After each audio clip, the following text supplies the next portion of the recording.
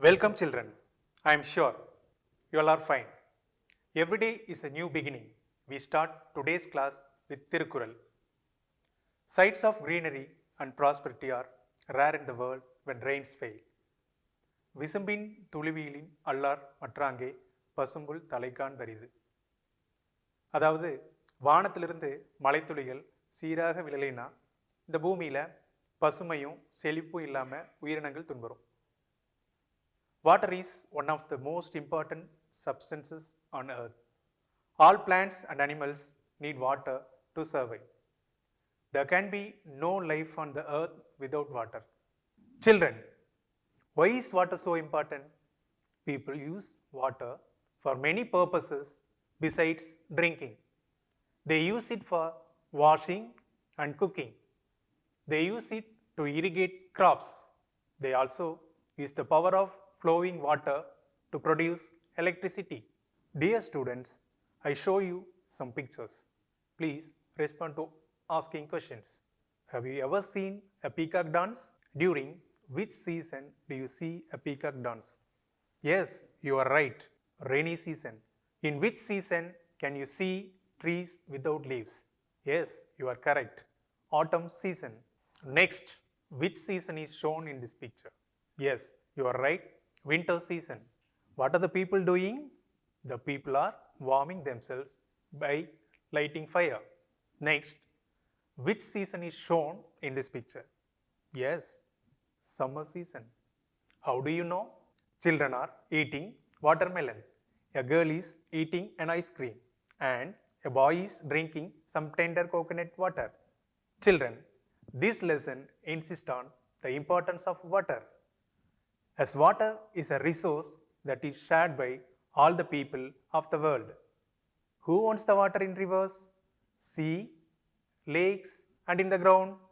Yes, no one owns the water like the air in the atmosphere. It belongs to all of us. Students, shall we move on to the first section of the lesson? It is an interesting story.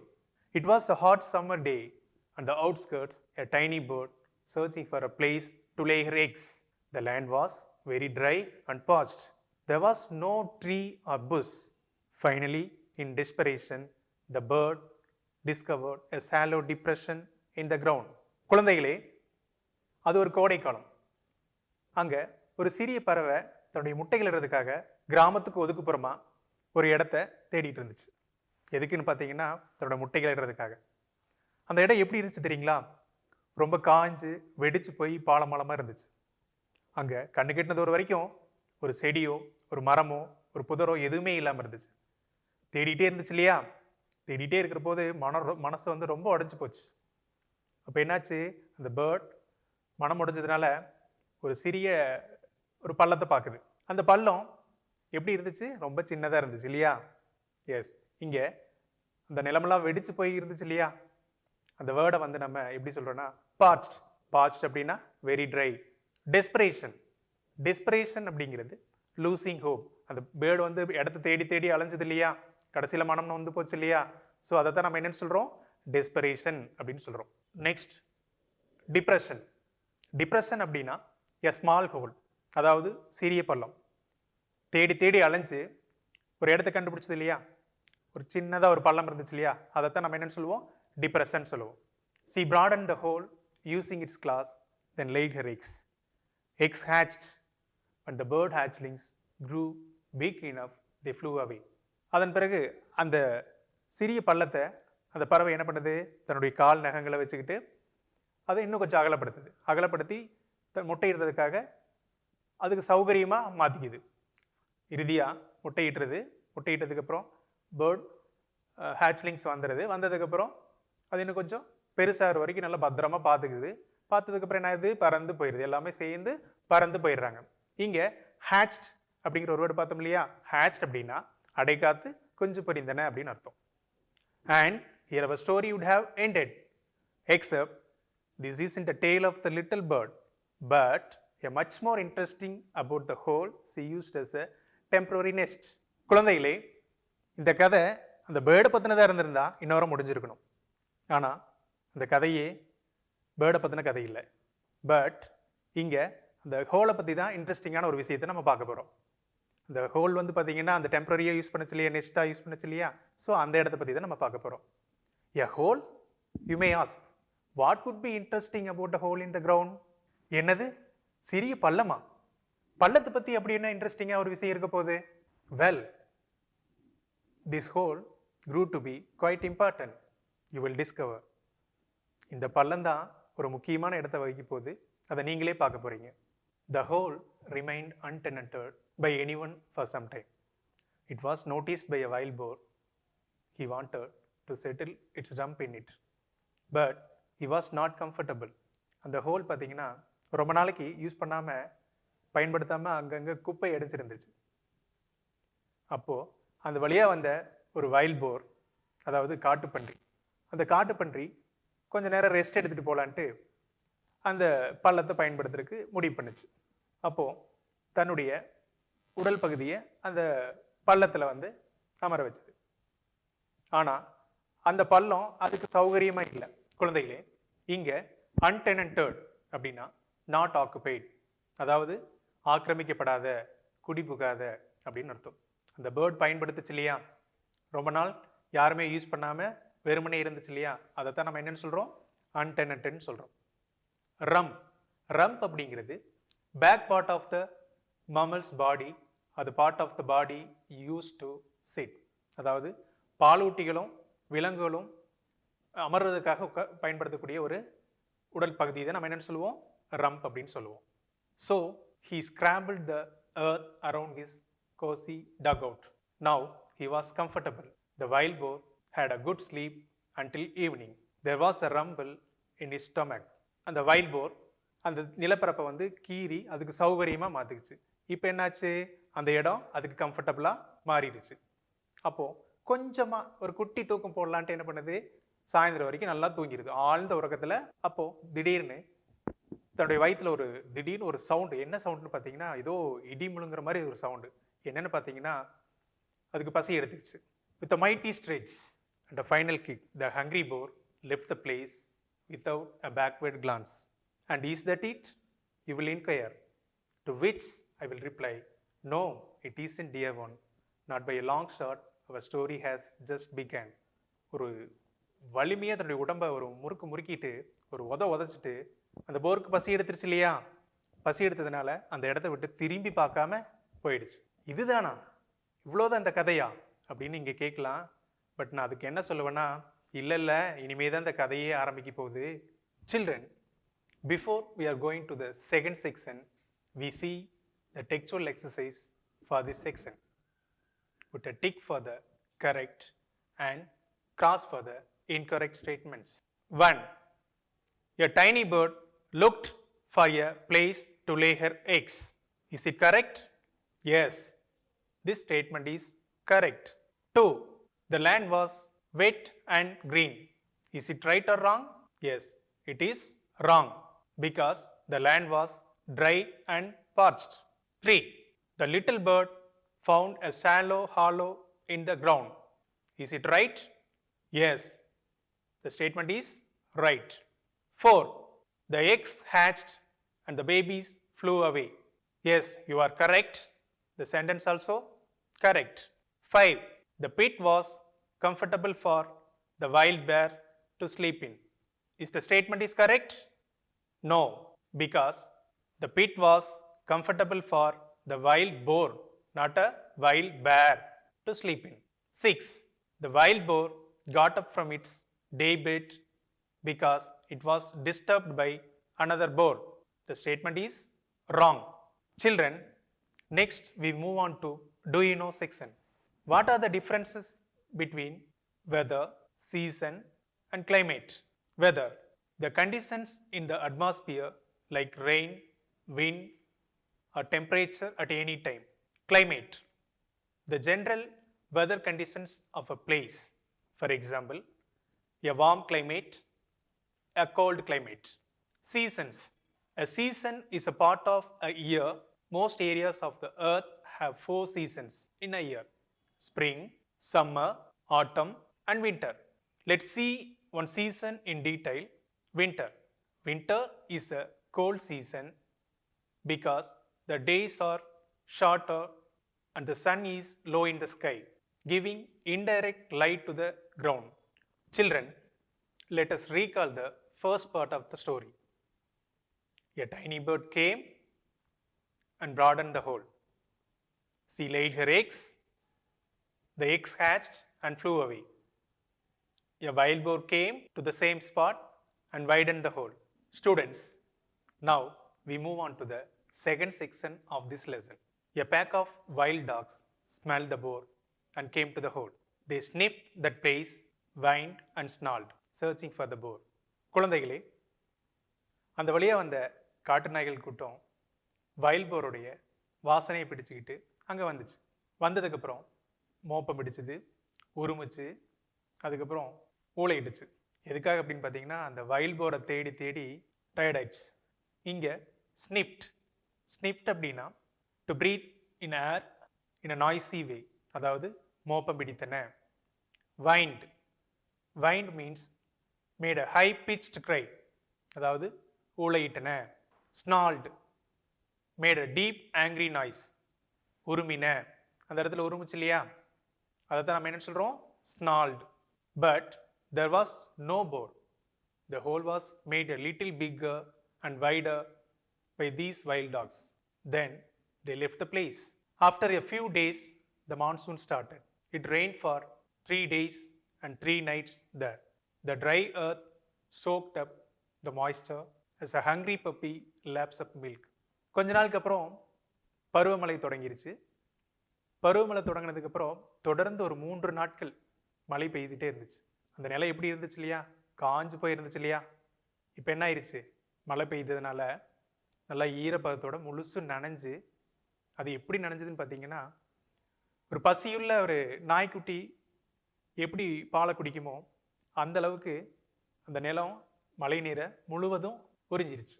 இங்கே shocked அப் அப்படின்னா completely வெட், முழுவதும் நனைஞ்சு போச்சுன்னு சொன்னோம் இல்லையா, அதை தான் நம்ம என்னென்னு சொல்கிறோம், சோக்ட் அப் அப்படின்னு சொல்கிறோம்.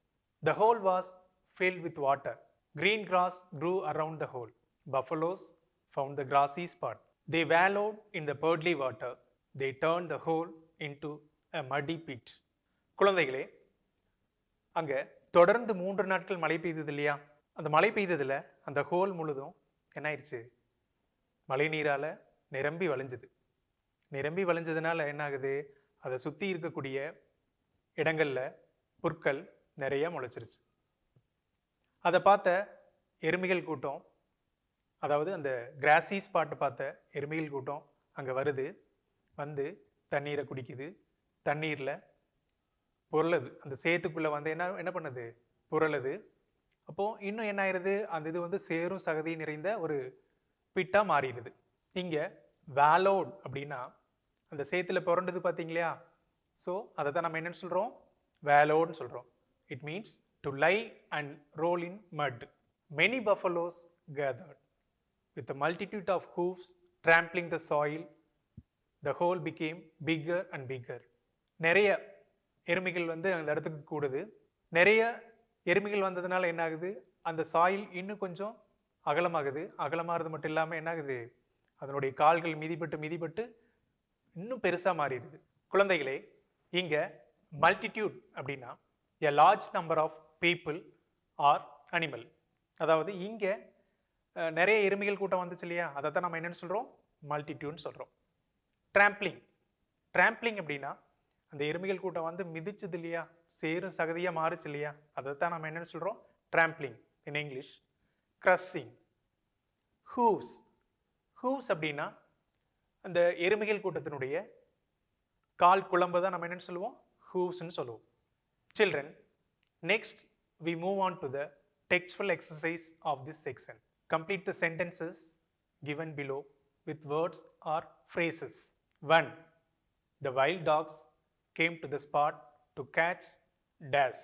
The answer is the wild boar. The wild dogs came to the spot to catch the wild boar. 2. The rains came and poured dash. The answer is without stopping for 3 days and 3 nights. The rains came and poured without stopping for 3 days and 3 nights. 3. The whole earth smelled dash and dash. The answer is wet and fresh. The whole earth smelled wet and fresh. 4. The hole in the ground was filled dash. Yes, you are right. The answer is with rainwater. The hole in the ground was filled with rainwater. 5. The buffaloes dash in the hole. Absolutely, you are right. Wallowed. The buffaloes wallowed in the hole. 6. The hole became dash and dash. The answer is widened and grew. The hole became widened and grew. Let us recall the second part of the story. The wild dogs came and made the hole bigger. The monsoon came. The pit was filled with rainwater. The buffaloes wallowed the muddy pit and made it wider. Children, shall we move on to the third section of this lesson? A poor farmer tilled the land near the small depression. It was summer. Soon, the land became dry. He traveled far to get water for his crops. His harvest was meager. அந்த ஊரில் ஒரு ஏழை விவசாயி அந்த சிறிய பள்ளத்துக்கு பக்கத்தில் தன்னுடைய நிலத்தை விவசாயம் பண்ணிட்டு இருந்தார். அது ஒரு கோடைக்காலம். கோடைக்காலங்கிறதுனால எப்படி இருக்கும் நிலமெல்லாம்? காஞ்சு தண்ணியே இல்லாமல் மரம் செடி கொடி எல்லாமே எப்படி இருக்கும்? காஞ்சு போயிருக்கும் இல்லையா? ஸோ அவருடைய பயிர்களை காப்பாற்றுறதுக்காக என்ன பண்ணுறாருன்னா, நீண்ட தொலைவு போய் தண்ணீர் கொண்டு வந்து அவருடைய பயிர்களுக்கு தண்ணீர் பாய்ச்சுறார். எவ்வளோ கஷ்டப்பட்டு தண்ணீரை கொடுத்தாலும், அந்த நிலப்பரப்புக்கு கொடுத்தாலும் என்ன ஆகுது? அவருடைய ஹார்வெஸ்ட், அதாவது அறுவடை வந்து பார்த்திங்கன்னா ரொம்ப குறைந்த அளவே இருக்குது.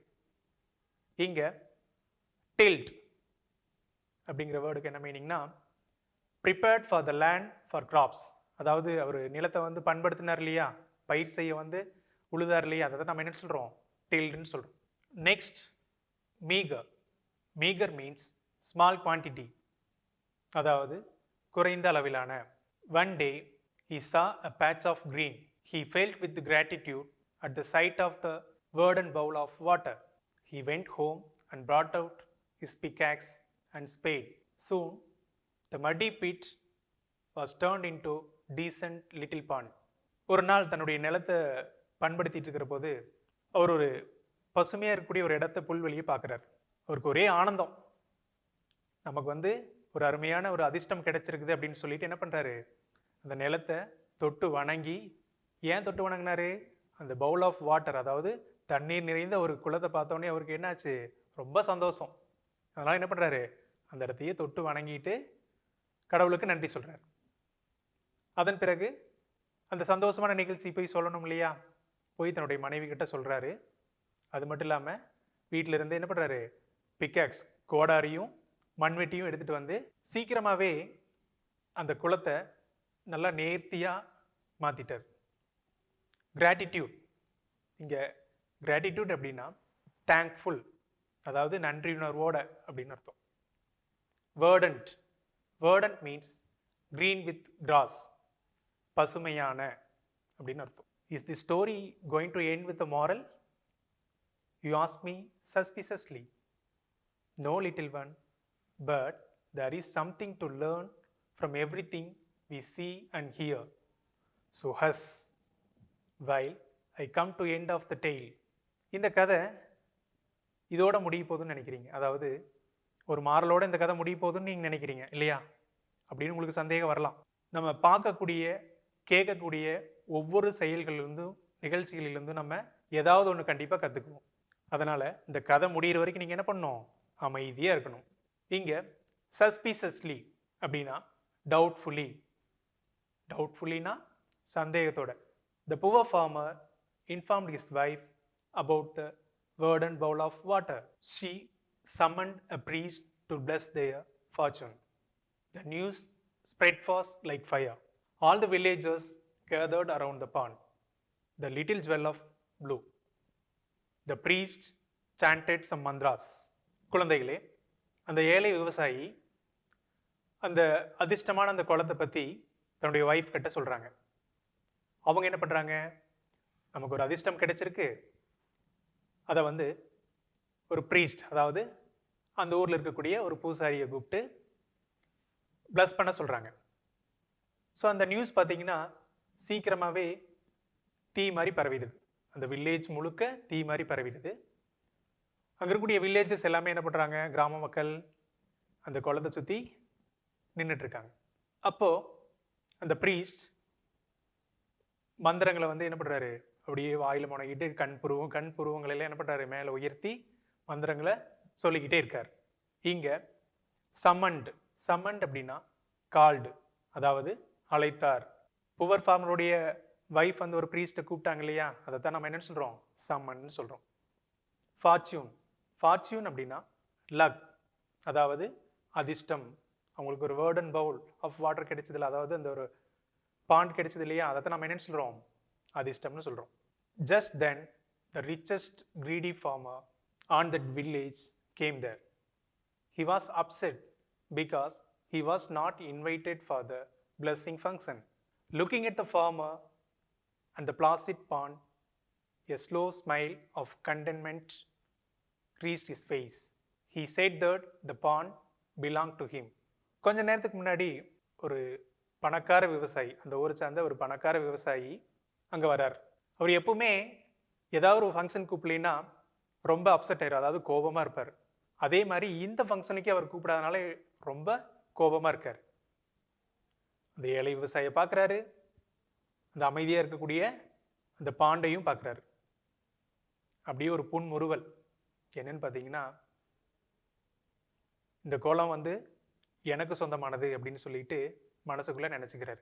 இங்கே பிளாசிட் அப்படின்னா சாந்தமான, கண்டென்ட்மெண்ட், சாட்டிஸ்ஃபேக்ஷன், அதாவது மனநிறைவோட. அந்த இடத்துல ஒரு புன்முறுவல் காட்டிட்டு மனநிறைவோட உள்ளுக்குள்ளே நினைச்சார் இல்லையா, அதை தான் நம்ம என்னன்னு சொல்கிறோம், கண்டென்ட்மெண்ட்னு சொல்கிறோம். I see you have come to please my pond, he said to the priest. Your pond, stuttered the poor farmer. என்னுடைய குளத்தை தானே ஆசீர்வதிக்க வந்திருக்கீங்க, எனது உங்கள் குளமா அப்படின்னு இந்த புவர் ஃபார்மர் திக்கி திணறினர். இங்கே ஸ்டட்டர்ட் அப்படின்னா ஸ்போக் வித் டிஃபிகல்ட்டி, திக்கி திணறினார் இல்லையா, அதுதான் நம்ம என்னன்னு சொல்கிறோம், ஸ்டட்டர்ட்னு சொல்கிறோம். The rich farmer said, this land was all mine. He planted his feet foursquare on the ground. The rich farmer வந்து இந்த இடமெல்லாம் என்னுடையது, இந்த லேண்டெல்லாம் என்னுடையது அப்படின்னு சொன்னார். சொல்லிட்டு என்ன பண்ணுறாரு தெரியுமா, தன்னுடைய காலை நல்லா அழுத்தமாக திடமாக அந்த இடத்துல வைக்கிறார். இங்கே ஃபோர் ஸ்கொயர் அப்படின்னா சாலிட்லி, திடமாக அழுத்தமாக வச்சார் இல்லையா, அதை தான் நம்ம என்னன்னு சொல்கிறோம், ஃபோர் ஸ்கொயர்னு சொல்கிறோம். when a rich farmer tried to own this pond, the poor farmer said that it belonged to him. There started an argument. அங்கே ரிச் ஃபார்மர் இது என்னுடைய குளம் அப்படின்னு சொல்கிறாரு, அதுக்கு பதிலாக த புவர் ஃபார்மர் இது என்னுடைய குளம் அப்படின்னு சொல்லிட்டு அந்த இடத்துல ஒரு பெரிய வாக்குவாதமே நடக்குது. The buffaloes, the dogs, the boar and the little bird all stopped by and stood around the pond. The author ends the story with a question. Who owns the water? குழந்தைகளே, இங்கே இந்த ஆத்தர் இந்த கதையை ஒரு கொஸ்டினோட முடிக்கிறார். இந்த தண்ணீர் யாருக்கு சொந்தம் அப்படின்ட்டு. அந்த பறவைக்கா, அந்த வைல்ட் டாக்ஸ்க்கா, அல்லது அந்த வைல்ட் போர்க்கா, அந்த பஃபலோஸ்க்கா, அல்ல அங்கிருந்த ஏழை விவசாயிக்கா, அல்லது பணக்கார விவசாயிக்கா? This is not a moral. This is just a germ of an idea to dig and make bigger. இங்கே தண்ணீர் அனைத்து உயிர்களுக்கும் சொந்தம் என்ற உயர் சிந்தனை விதைக்கப்படுது. அதை விருச்சமாக்க வேண்டியது உங்கள் கையில் தான் இருக்குது. Children, let us see the answers for a few questions. Question 1. Why did the farmer have to travel far? The farmer had to travel far to get water for his thirsty crops. Question 2. What sight made the farmer thankful? The sight of water with the grass near his land made the farmer thankful. Question 3. Name the tools the farmer brought out. What did he do with them? The farmer brought out his pickaxe and spade. He cleaned the muddy pit into a decent little pond. Question 4. Why did the crowd gather by the side of the pond? The crowd gathered by the side of the pond to see the priest chanting some mantras. Question 5. When did the richest farmer get upset? Why? The richest farmer got upset when the poor farmer called the village priest to bless their fortune. He was upset because he was not invited for it. Children, next we move on to the textual exercise. First, we see choosing the correct answers. 1. The little bird broadened the hole with her dash. Option A, beak. Option B, claws. Yes, the answer is B, claws. 2.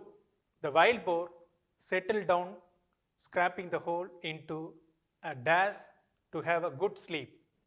Option A, pit. Option B, hollow. You are correct. The answer is B, hollow. 3. The poor farmer's crop was dash. Option A, meager. Option B, surplus. The answer is option A, meager. Children, next answer the following questions. Question 1. Pick out the line which tells you about seasons. In section 2, which seasons are mentioned? The line, it rained without stopping for 3 days and 3 nights, and the dry earth soaked up the moisture as the hungry puppy laps up milk, tells about seasons. The summer and the rainy seasons are mentioned here. Question 2. What happened to the hole in the ground after the rain? The hole in the ground was filled with rainwater. Question 3. Identify a sentence and a phrase which tells us that the story took place in summer. In summer months, he had to travel far to get water for his thirsty crops. This sentence tells us that the story took place in summer. The phrase is thirsty crops. Students, I am sure that you have enjoyed this story a lot and understood the textual exercise well. Thank you, children. Have a nice day.